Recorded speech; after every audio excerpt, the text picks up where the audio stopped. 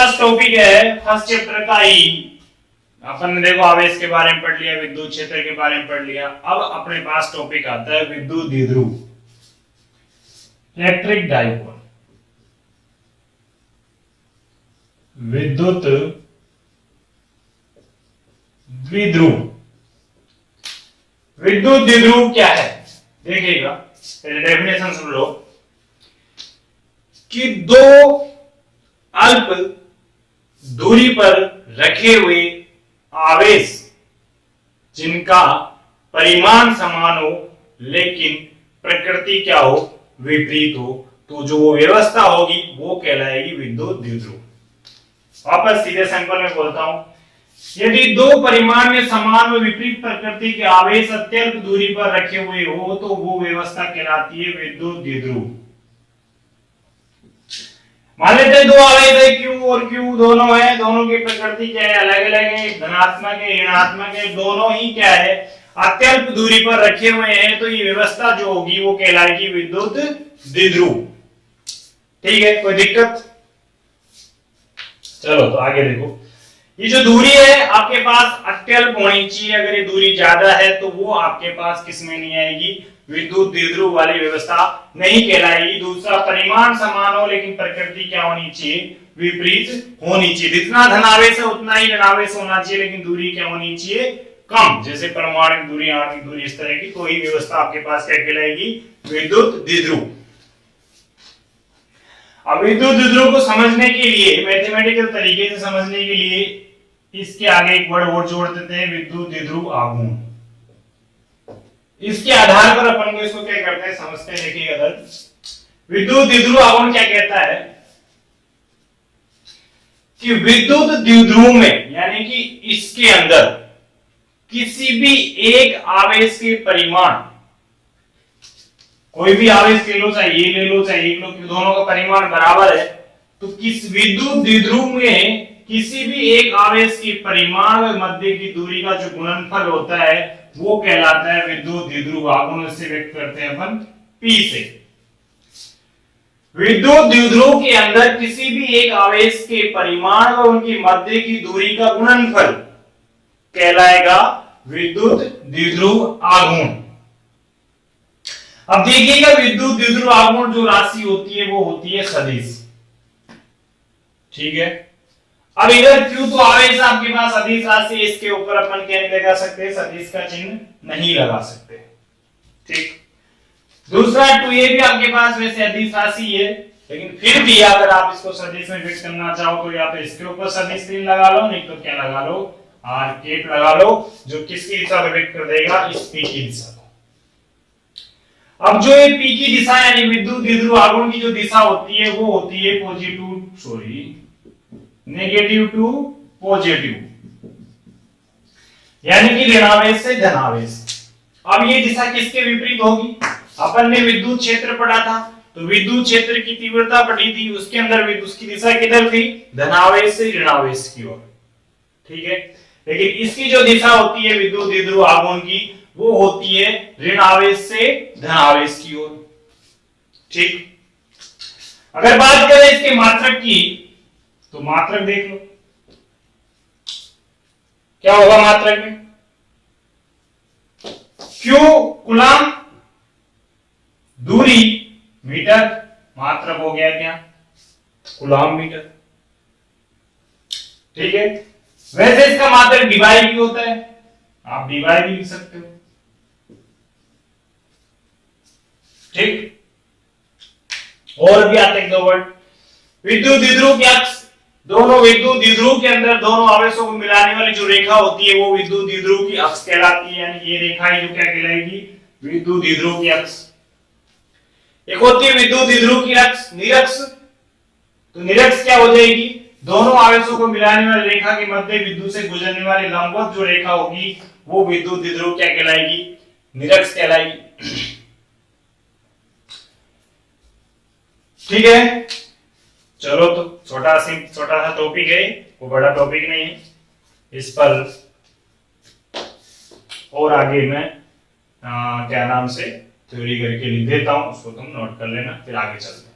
ठीक है, तो विद्युत द्विध्रुव क्या हो गया आपके पास कि यदि दो बराबर परिमाण विपरीत प्रकृति के आवेश जिनका मान एक हो लेकिन प्रकृति क्या हो, अलग अलग हो, बहुत अल्प दूरी पर, यानी कि दूरी जो इन दोनों के मध्य की दूरी है वो बहुत कम होनी चाहिए, तो जो वो व्यवस्था होगी वो कहलाएगी विद्युत द्विध्रुव।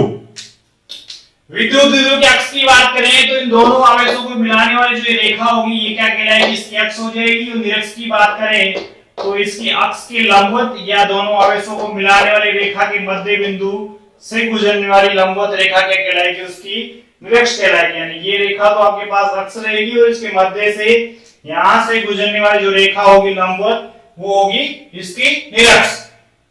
ठीक है। विद्युत द्विध्रुव आघूर्ण की बात करें तो इस व्यवस्था के अंदर किसी भी एक आवेश के परिमाण और मध्य की दूरी का गुणनफल जो होगा विद्युत द्विध्रुव आघूर्ण कहलाएगा।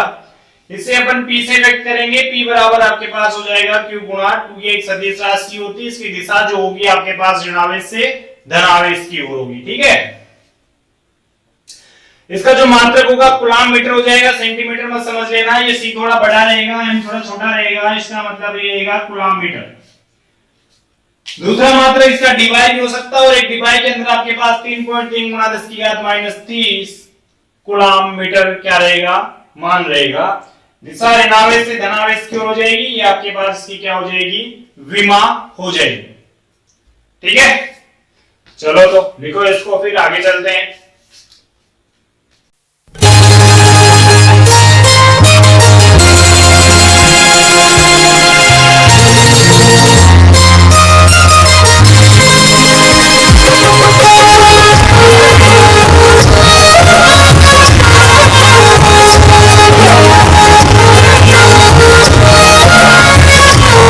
हाँ जी, कैसे हो, सब बढ़िया। चलो तो लास्ट क्लास में अपन ने डिस्कशन किया था विद्युत द्विध्रुव और विद्युत द्विध्रुव आघूर्ण। अब अपने पास विद्युत क्षेत्र वाला चैप्टर है तो इसके कारण विद्युत क्षेत्र ज्ञात कर लेते हैं। तो आपके पास नई हेडिंग आती है कि विद्युत द्विध्रुव के कारण विद्युत क्षेत्र की तीव्रता। तो विद्युत द्विध्रुव में अपन ने दो स्थिति पढ़ी थी, कौन कौन सी, अक्षीय और निरक्षीय। दोनों स्थिति में अपन को क्या करना है, विद्युत क्षेत्र ज्ञात करना है। तो दोनों स्थितियां हो गई अक्षीय, अक्षीय को आप अनुदैर्ध्य स्थिति भी बोल सकते हो। दूसरी है निरक्षीय, निरक्षीय को आप अनुप्रस्थ भी बोल सकते हो, और या फिर इसको आप बोल सकते हो विषुवतीय रेखा या तल बोल सकते हो। इसके अंदर अपन क्या करना है, विद्युत क्षेत्र की तीव्रता ज्ञात करनी। मैं पहला लिखा देते हैं अपन टॉपिक डाल के, अक्षीय स्थिति पर विद्युत क्षेत्र की तीव्रता, यानी द्विध्रुव की अक्षीय स्थिति पर विद्युत क्षेत्र की तीव्रता अपन क्या करनी है, ज्ञात करनी है। चलो तो आपके पास टॉपिक आ गया कि विद्युत द्विध्रुव की अक्षीय स्थिति में विद्युत क्षेत्र की तीव्रता अपन को क्या करनी है, ज्ञात करनी है। सिंपल सा टॉपिक है, सीधा सा है, इजी अंडरस्टैंडिंग है। देखते जाओ इधर फटाफट। तो विद्युत द्विध्रुव के कारण क्या करनी है, तो मान लेते हैं ये आपके पास कोई विद्युत द्विध्रुव है, ये इसका A पॉइंट है और ये इसका B पॉइंट है। यहां पर आपके पास Q आवेश है प्लस का, और ये आपके पास -2Q आवेश है, और जो मध्य की दूरी है वो है आपके पास, इनकी मध्य की दूरी 2a। द्विध्रुव हो गया। अब इसकी अक्ष पर यानी अक्षीय स्थिति, तो ये दोनों आवेशों को मिलाने वाली ये रेखा जो होगी वो कौन सी रेखा होगी, अक्षीय स्थिति होगी। तो मान लेते हैं कि इसके मध्य बिंदु और इसका मध्य बिंदु को नाम दे लेते हैं अपन O। क्या नाम दे लेते हैं, O। और इसके मध्य बिंदु से स्मॉल r दूरी पर कोई बिंदु P है जहां मुझे क्या करना है, विद्युत क्षेत्र की तीव्रता ज्ञात करनी। ठीक है। देखो पूरी दूरी मैंने कितनी मान रखा हूं, 2a। देखो आप यहां पर दूरी को a भी मान सकते हो, r जो भी, मैं 2a इसलिए मान रहा हूं क्योंकि मुझे दूरी क्या करनी पड़ेगी, आधी आधी करनी पड़ेगी आगे जाके। तो फिर a/2 ऐसे चलेगा, थोड़ा कंफ्यूजन रहेगा, कैलकुलेशन में दिक्कत आएगी। इसलिए दूरी को क्या ले रहा हूं, इसकी मध्य की दूरी कितनी है, 2a। जब इसको आधी आधी करेंगे तो a और a हो जाएगी। ठीक है ना। तो इसके मध्य की दूरी आपके पास 2a है, तो मध्य बिंदु से दूरी हो जाएगी एक आवेश की a और दूसरे आवेश की भी कितनी a, क्योंकि पूरी दूरी मैंने कितनी मानी है 2a, तो यहां से यहां तक की है और यहां से यहां तक की फ्लो कितनी होगी 2a। इस बिंदु P पर मुझे क्या करना है, विद्युत क्षेत्र की तीव्रता ज्ञात करना। ठीक है सर, अब देखिए बिंदु P पर विद्युत क्षेत्र की जो होगा किन किन आवेशों के कारण, इस आवेश के कारण भी होगा और इस आवेश के कारण भी होगा। अपन ने पढ़ा है किसी आवेश के कारण विद्युत क्षेत्र होने वाला है, तो इस आवेश के कारण विद्युत क्षेत्र होगा, इसके कारण भी विद्युत क्षेत्र होगा। तो देखिए इस आवेश के कारण मैं विद्युत क्षेत्र मान लेता हूं E1। देखो प्लस से बाहर की तरफ जाती है दिशा, विद्युत क्षेत्र पर ये पढ़ते हैं ना कि प्लस से बाहर की तरफ, तो ये प्लस है, तो डायरेक्शन जो होगी विद्युत क्षेत्र किधर होगी, बाहर की तरफ, यानी किधर प्लस से दूर भेज देते हैं अपन डायरेक्शन को। तो ये लो, ये अपने पास विद्युत क्षेत्र कितना हो गया, E1 हो गया, प्लस Q आवेश के कारण। ठीक है, मान लेते हैं E1 है। माइनस की तरफ, माइनस के लिए क्या होती है कि प्लस से बाहर और माइनस से या माइनस की ओर, यही होता है ना विद्युत क्षेत्र या विद्युत क्षेत्र की तीव्रता डायरेक्शन प्लस से अपन माइनस की तरफ चलते हैं, यानी प्लस से बाहर की तरफ माइनस की ओर। तो इस आवेश के कारण जो विद्युत क्षेत्र डायरेक्शन होगी इसी की तरफ होगी, तो ये इस आवेश का विद्युत क्षेत्र मान लेता हूं मैं, कितना है आपके पास E2 है।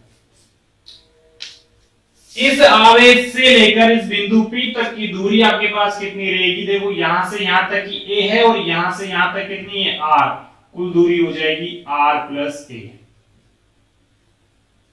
यहां तक इस आवेश से इस बिंदु तक की दूरी कितनी हो गई, r प्लस a, और इस आवेश से यानी इस बिंदु B से इस बिंदु तक की दूरी कितनी हो जाएगी, देखो ये दूरी तो है यहां से यहां तक की r, और ये दूरी है a, अगर r में से मैं a घटाता हूं तो ये आ जाएगी, तो ये लिख दो r माइनस a। ठीक है ना, कोई दिक्कत है? वापस बता रहा हूं मैं, इस चित्र को एक बार देख लो आराम से। देखिएगा आपके पास कोई विद्युत द्विध्रुव है AB, जिस पर दो समान परिमाण विपरीत प्रकृति के आवेश रखे हुए हैं, मध्य की दूरी आपके पास कितनी है 2a। इसकी अक्ष पर अपन को OP बराबर को r दूरी पर कोई बिंदु P है, जहां पर मुझे क्या करनी है, विद्युत क्षेत्र की तीव्रता ज्ञात करनी। ठीक है, तो मैंने इस आवेश का विद्युत क्षेत्र माना E1 और इसके कारण विद्युत क्षेत्र माना E2। इसके कारण विद्युत क्षेत्र दिशा प्लस से बाहर की तरफ, तो प्लस से बाहर की तरफ निकाल दिया, इसलिए इधर। इसके कारण विद्युत क्षेत्र की तीव्रता माइनस की ओर यानी इसी की तरफ आएगी, तो इसी की तरफ कर दिया मैंने E2। कोई दिक्कत है डायग्राम में? चलो तो अब मैं इसको सोल्व करता हूं। देखो इधर,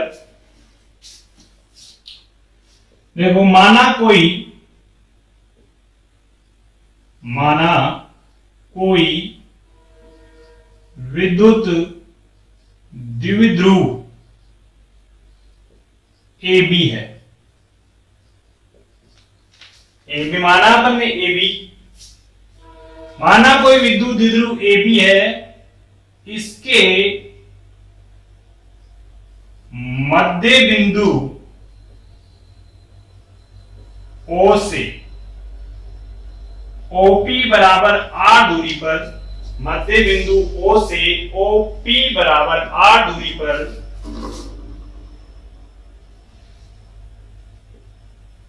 कोई बिंदु P है, कोई बिंदु P है जहां विद्युत क्षेत्र की तीव्रता ज्ञात करनी।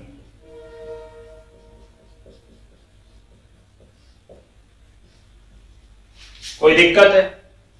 चलो देखिए इधर प्लस Q आवेश के कारण बिंदु P पर विद्युत क्षेत्र कितना माना मैंने प्लस के लिए, E1 माना है, तो E1 बराबर क्या होता है, E बराबर बिंदु आवेश के कारण कोई एक आवेश कारण KQ/r², यानी कि r आपके पास दूरी है, K आपके पास जो है आपके पास Q है तो KQ अपॉन R स्क्वायर। तो इस आवेश से इस बिंदु P तक की दूरी आपके पास है R प्लस A, तो मध्य की दूरी है R प्लस A का स्क्वायर। ठीक है, सदिश में व्यक्त करें, सदिश में कर लेते हैं, लेकिन मैं सदिश में नहीं कर रहा हूं क्योंकि मुझे परिमाण निकालना है, बाद में देख लेंगे डायरेक्शन। तो साइड में लिख देता हूं मैं डायरेक्शन। E1 की दिशा किधर है आपके पास, देखो E1 की दिशा इधर है ना, A से B की P की तरफ, इधर है, तो दिशा लिख देते हैं इधर AP दिशा में। ठीक है, AP की जगह मैं O लिख दो, चलो कोई दिक्कत नहीं, AP लिख देते हैं हम, AP दिशा में। ये तो हो गया प्लस के कारण, माइनस के आवेश के कारण निकालते हैं, तो माइनस आवेश के कारण, माइनस Q आवेश के कारण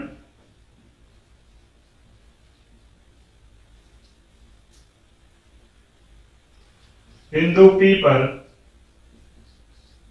विद्युत क्षेत्र। तो अपन को तो परिमाण लेना है आवेश का, माइनस प्लस से तो कोई लेना देना है नहीं। इसके लिए मैंने कितना माना है E2, तो E2 बराबर K, आवेश का मान तो Q ही है,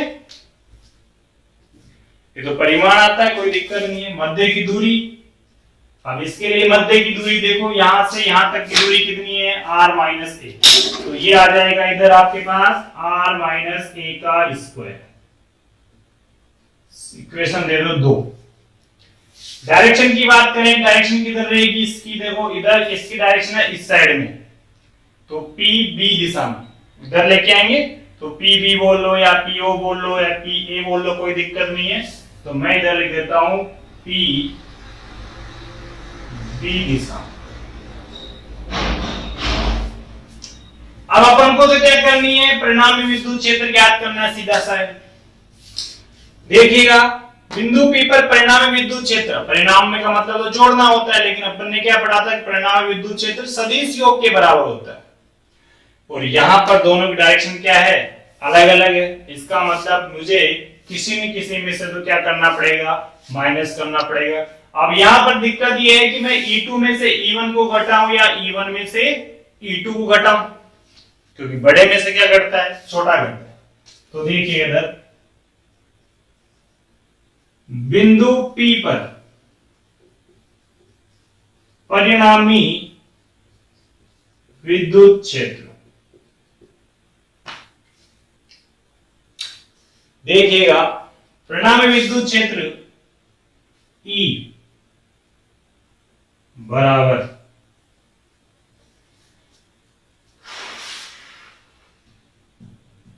डायरेक्शन क्या है, दोनों की अलग अलग है, इसलिए मुझे क्या करना पड़ेगा, माइनस करना पड़ेगा। E1 में से E2 घटाऊं या E2 में से E1 घटाऊं, वो चीज देखनी है अपन को, घटानी तो पड़ेगी क्योंकि परिणामी है, दोनों की डायरेक्शन अलग अलग है, इसलिए माइनस तो करना पड़ेगा। तो बिंदु P पर परिणामी विद्युत क्षेत्र निकालने के लिए अपन को पता है कि देखो इन दोनों में, देखो E1 और E2 में अगर मैं R प्लस A का इसके अंदर भाग देता हूं, तो E1 का मान जो आएगा, R माइनस A का अगर भाग देता हूं, E2 का जो मान आएगा, दोनों में कुछ अंतर होगा। इसमें R प्लस A का भाग जा रहा है, इसमें R माइनस A का भाग जा रहा है, इसका मतलब इसमें अंदर कम का भाग जा रहा है, इसके अंदर ज्यादा का भाग जा रहा है। तो ये कम आएगा या ज्यादा आएगा, बताओ। इसका मान क्या आएगा, ज्यादा आएगा, क्योंकि इसमें कम संख्या का भाग जा रहा है, इसमें ज्यादा संख्या का भाग जा रहा है। तो बिंदु P पर परिणामी विद्युत क्षेत्र, तो अपन कर लेंगे E बराबर E2 माइनस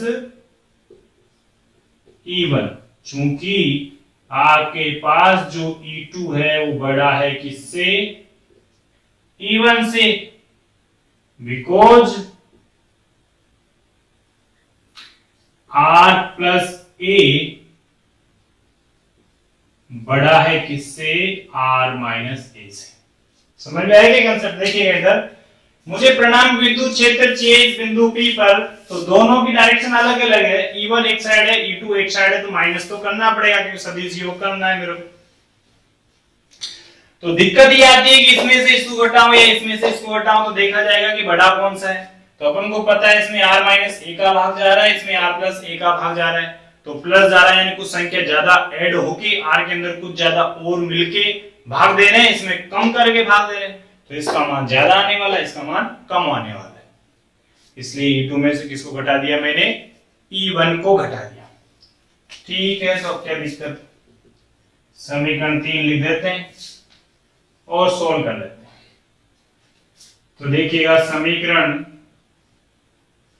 1, 2, 3 से E बराबर KQ अपॉन E2 का मान कितना है, R माइनस A का square minus KQ R plus A का स्क्वायर। KQ तो आपके डायरेक्शन बार में लिख देंगे, परिणाम में किधर आएगी, KQ कॉमन है आपके पास, इधर रहेगा R माइनस A का स्क्वायर R प्लस A का स्क्वायर। लघुत्तम लेंगे अपन, तो ये क्रॉस मल्टीप्लाई कर देते हैं इसको, तो ये हो जाएगा R प्लस A का square minus R minus A का स्क्वायर बटा R प्लस A का स्क्वायर R माइनस A का स्क्वायर। ये आ गया। अब कैलकुलेट करते हैं, देखो थोड़ा सिंपलीफिकेशन करते हैं इसी तरीके से। देखो इस r प्लस a को पूरा x मान लो, इस r माइनस a को y मान लो, तो क्या बन जाएगा, x square minus y square बन जाएगा। x square minus y square का फॉर्मूला क्या होता है, a प्लस b और a माइनस b, यही होता है फॉर्मूला, a प्लस b और a माइनस b।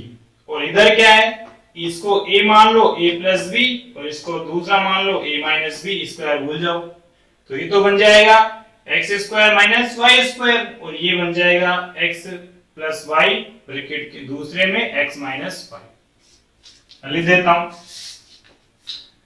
चूंकि x square minus y square बराबर होता है आपके पास x minus x plus y और x माइनस वाई, अतः इस पूरे को तो x मान लो और इस पूरे को मान लो क्या, y,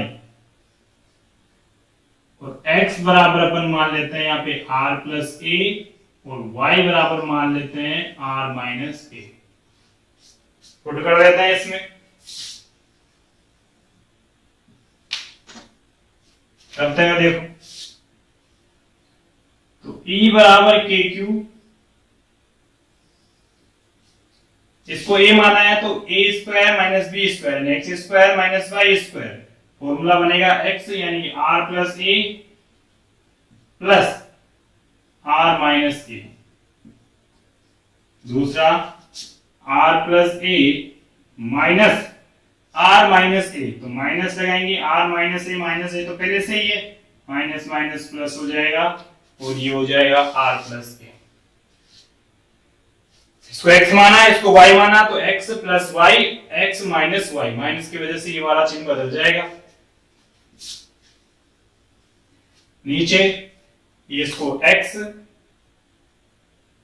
प्लस y और इसमें भी x माइनस y ऐसे मान लेते हैं इसको। नीचे वाले क्रम के अंदर देखो, r को x मानो, इसको y मानो, तो x प्लस y और x माइनस y यानी कि क्या हो जाएगा, x square minus y square, तो चेंज करो तो ये हो जाएगा x स्क्वायर यानी r square minus y square यानी a स्क्वायर। लेकिन इन दोनों के ऊपर स्क्वायर भी है, इसलिए क्या लगा देंगे यहाँ पर, एक होल स्क्वायर और लगा देंगे, कोई दिक्कत नहीं होनी चाहिए मेरे हिसाब से। कैलकुलेट कर लेते हैं और आगे जो कट रहा है काट लेते हैं। E बराबर KQ, देखो a से a कट गया तो 2r हो गया, ये इधर r से r कट गया तो ये हो गया 2a, नीचे ऐसे कैसे रहने दो,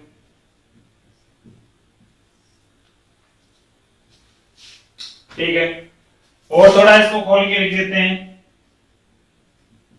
E बराबर देखो मैं इसको कुछ इस प्रकार से लिख देता हूं, 2 2, चलो पहले इसे देते हैं k गुणा 2r गुणा इस q और 2a को एक साथ लिख देता हूं मैं, कोई दिक्कत है, और r square minus a square का होल स्क्वायर। ठीक है, समीकरण दे दो इसको 4। मैंने वैसे इसको लिखा है, तरीका चेंज किया, ऑर्डर चेंज किया लिखने का, 2a को q के साथ लिखा है, बाकी वैसे के वैसे ही है। अब आपको पता है कि अपन ने द्विध्रुव आघूर्ण पढ़ा था, वो पढ़ा था p बराबर q गुणा 2a। अतः आपके पास जो E हो जाएगा, E बराबर हो जाएगा k 2rp बटा r square minus a square की घात 1 स्क्वायर। ठीक, अब इसको थोड़ा सा और सॉल्यूशन बच रहा है, तो इसके लिए मैं इधर से ही हटा देता हूं।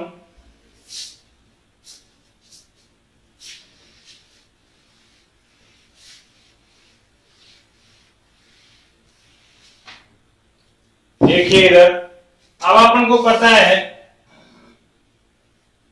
कि जो ये दूरी होती है 2a वो बहुत कम होती है, तो a तो उससे भी कम हो गई, इसका मतलब इस r की तुलना में जो a है बहुत छोटा है। तो चूंकि r की तुलना में a बहुत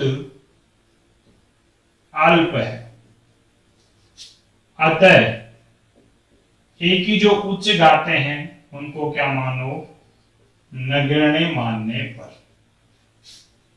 तो E बराबर आ जाएगा आपके पास कितना, 2k k2rp, ए को तो नगण्य मान लिया, हटा दो, r स्क्वायर का होल स्क्वायर, और ये हो जाएगा k2rp, 4 हो जाएगी घात, एक तो इससे ऊपर वाली कट जाएगी, तो E बराबर आ जाएगा 2kp बटा r क्यूब। तो ये आ जाएगी आपके पास विद्युत द्विध्रुव के अक्ष पर विद्युत क्षेत्र की तीव्रता। तो दिक्कत है, अब सदिश रूप में लिख देते हैं, चलो इसको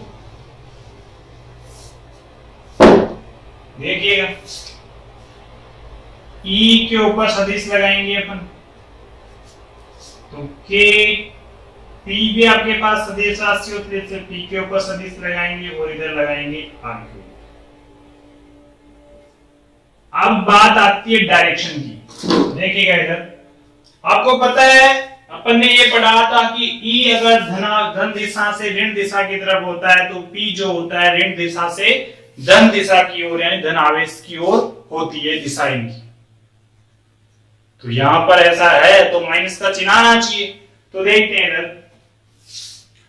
देखो P की दिशा ऋणावेश से धनावेश की ओर, अगर मैं P की बात करता हूं तो P की दिशा किधर होगी, जो आपके पास आघूर्ण है माइनस से प्लस की तरफ, यानी इधर, इधर कौन होगा, P होगा, यानी कि P A दिशा में बोल लो या PB दिशा में बोल लो या PO दिशा में बोल लो, P की दिशा इधर ही होने वाली है।